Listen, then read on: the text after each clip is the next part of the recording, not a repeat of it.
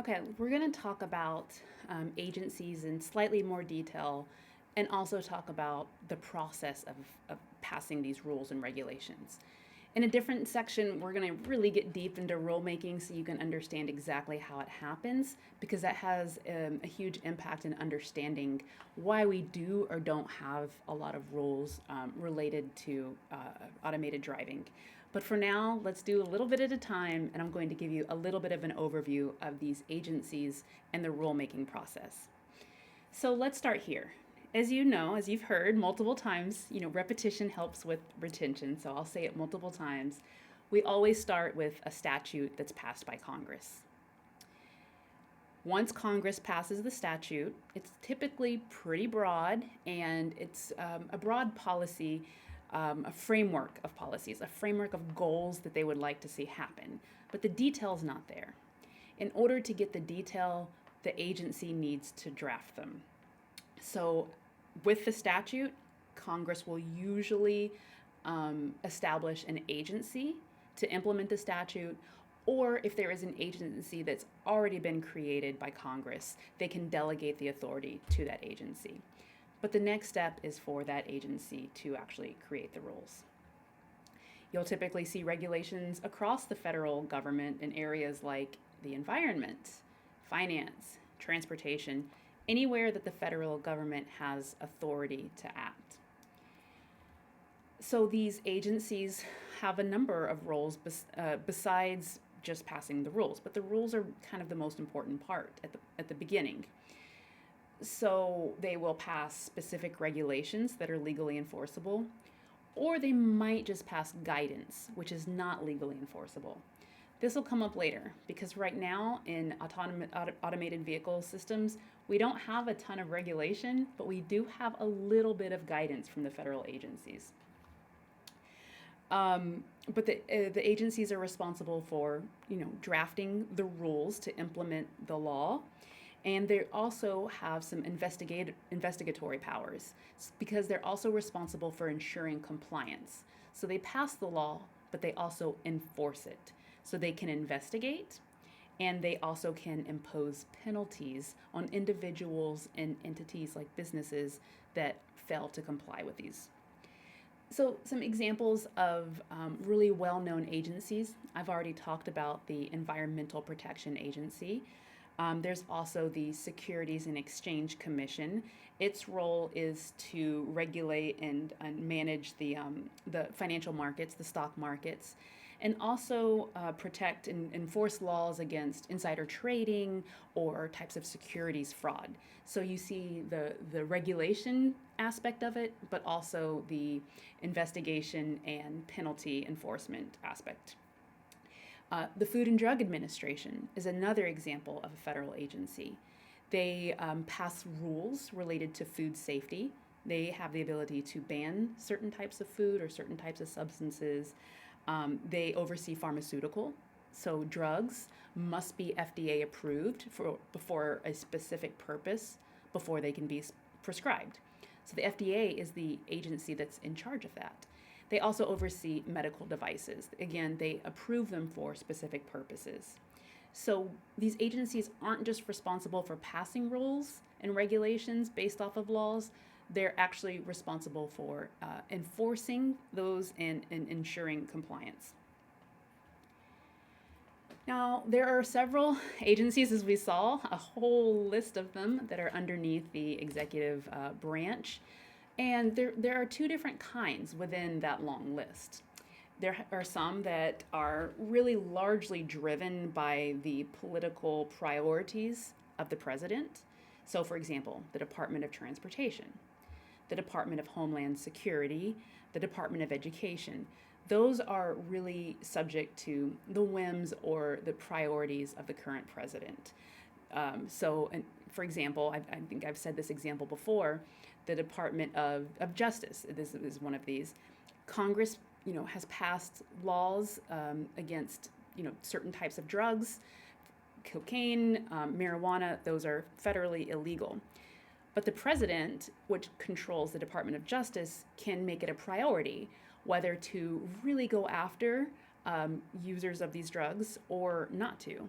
So for right now, we really don't see a lot of enforcement of the rules against marijuana. We do still see enforcement of the rules against cocaine. So the Congress passed those laws. Those are both illegal. But the agency that enforces those laws, the Department of Justice, has received instruction from their president whether or not to enforce those laws, how to enforce them, things like that. So some agencies, most agencies, are really subject to the political priorities set by the president.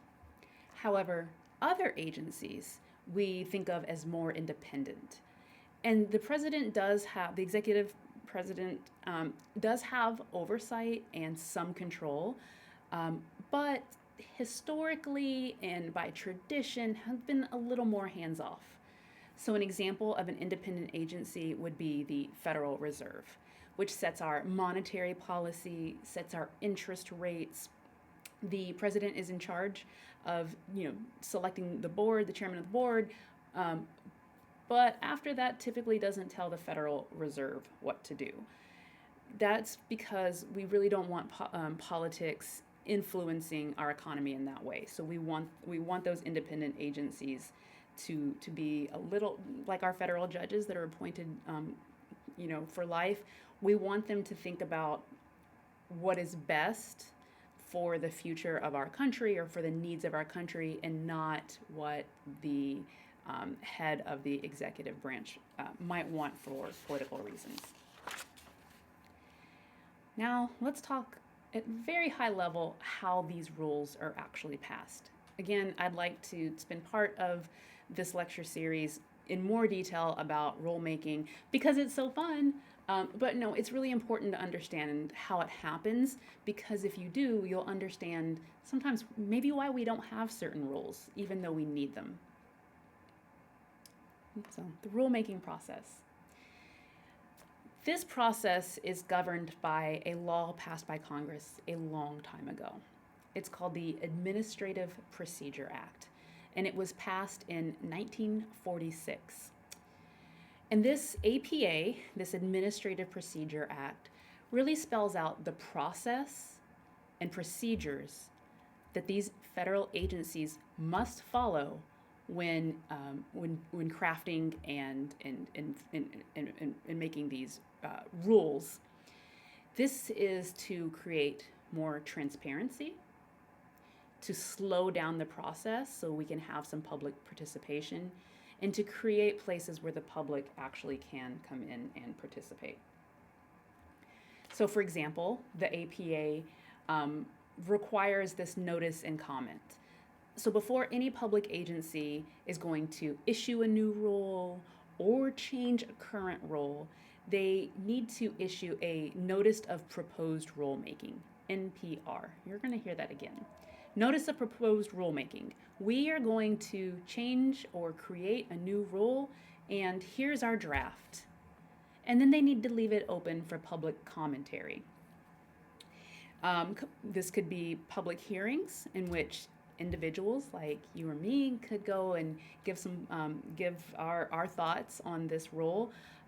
Nonprofit and lobby groups often participate in this process at this point, and also industry. The industries that are going to be regulated might give some feedback to the agency that, good, nice try, but this rule really isn't going to work out the way you think it will.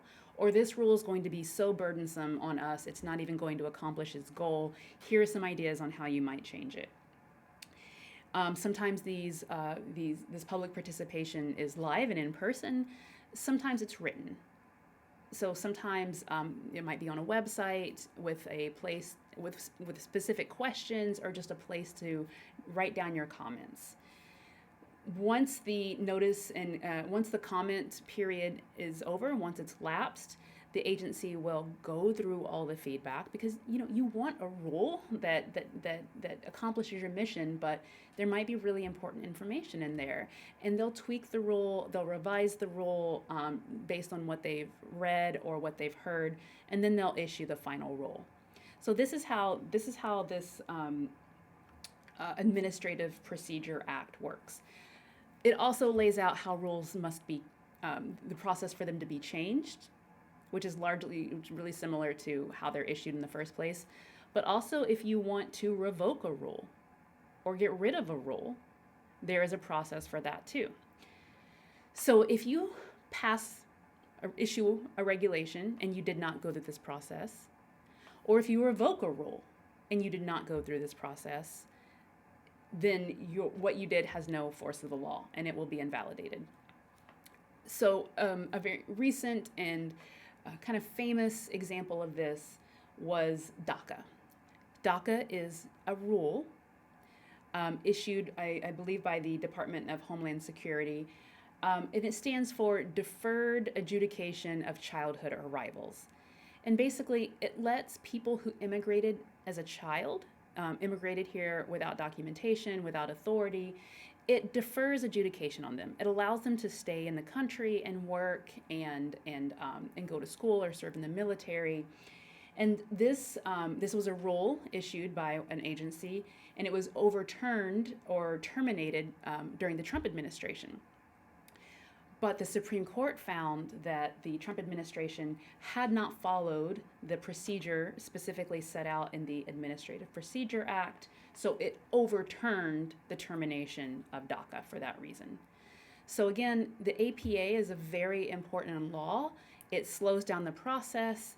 It gives transparency, so these rules can't be, written in back rooms without some light of day, and it gives a procedure and it gives space for the public to comment and participate in the creation of these rules that are going to have a huge effect on their life. So the APA is really important.